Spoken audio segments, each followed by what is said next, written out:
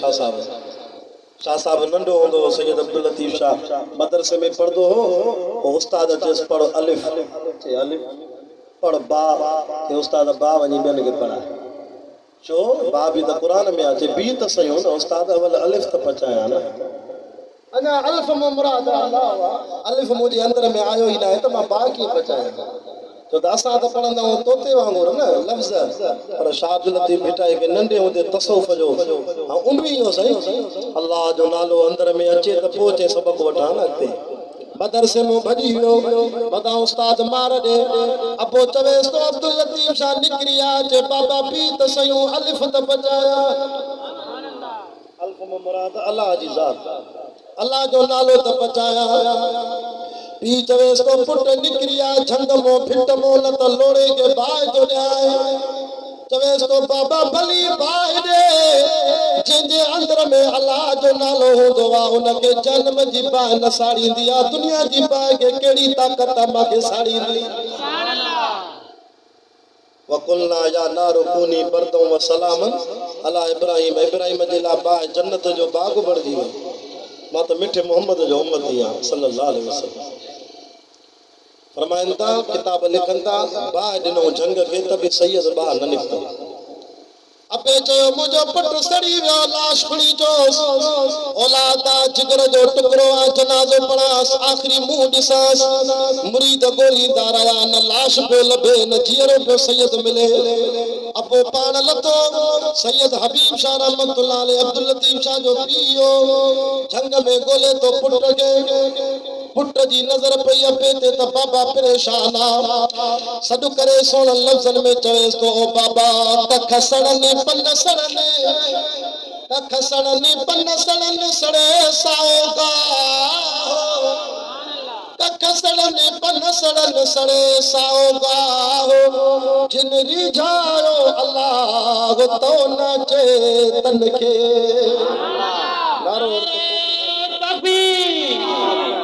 शान इस्लाम शान मुस्तफा ताज तख्त खत्म नबूवत शान औलिया अल्लाह जिंदाबाद नारे तकबीर लाशारी सागो दारी सागो बिल सातन वारो तवज्जो कयो अर्ज़ पो कया मुझे साईं जी मजलिस में आसे सहाबा जी मजलिस में मुझो महबूब इए पे चमके जिया सतारन जे विच में चोरीअ जो चंद्र चमके झिरकी आई ॻाल्हि याद है ना झिरकी आई चूं चूं थी करे मौलाना मखदूम हाशिम ठटवी रहमतुल्लाह अलैह नबी साईं जे मौजिज़नि जो किताब लिखियो आहे कूतुल आशिकीन उन में मां पढ़ियो झिरकी थी चवे पंहिंजी ॿोलीअ में मुस्तफ़ा महबूब काथे आ अल्लाह तू सुञाणे न सुञाणे मुंहिंजे महबूब खे त मदीने जी पखियुनि बि सुञाणे साईं खे ॻोल्हे थी ॻोल्हे ॻोल्हे जॾहिं नज़र पयसि त वसुहा जे चेहरे वारो इहो ई महबूब आहे सल्लल्लाहु अलैहि वसल्लम त झिरकी वेझो अची करे साईं खे कन में थी चवे बाबा असांजो नबी पखियुनि जी ॿोली बि सम्झंदो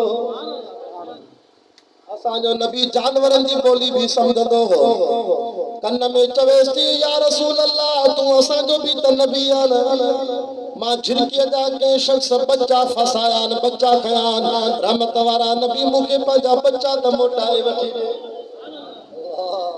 तूं सुञाणे न सुञाणे पखियुनि बि सुञातो